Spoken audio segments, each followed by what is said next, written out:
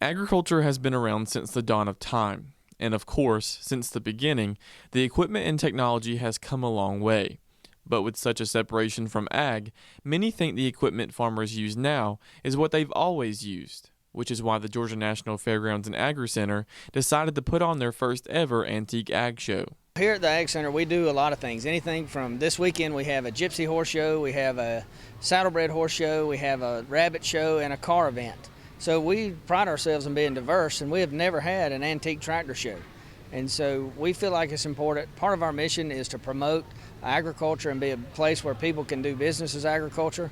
And we felt like it was important for us to reach back into our history and to our roots and offer something educational to teach everybody about the way we used to do it. The room was filled with antique tractors that collectors had brought from all over the U.S.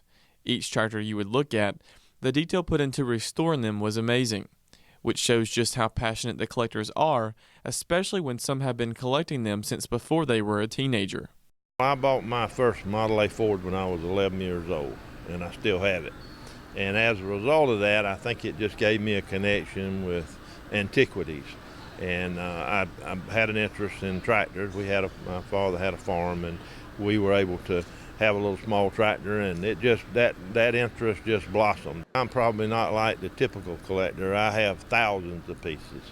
I have hundreds of tractors and hundreds of cars, and that's not normal. And I think you're better off not to have that many. But to me, I'm a preservationist. I'm trying to preserve some of this stuff for the future. I'm not trying to hoard it. I'm not trying to corner the market. I just think that there's an importance in preserving our history and understanding kind of what sacrifices were made for us to get where we are today.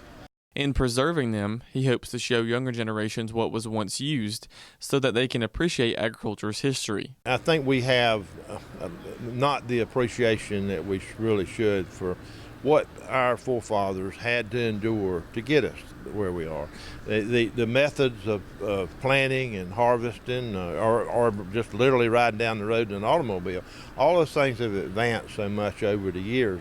And to me, it's important to preserve that chronology, to be able to say this is kind of where we started and these are the improvements were made, and those improvements were made by man. One of the other interesting things at the show was a peanut thrashing, in which they demonstrated how peanuts were thrashed using equipment that would have been used in the early 1900s.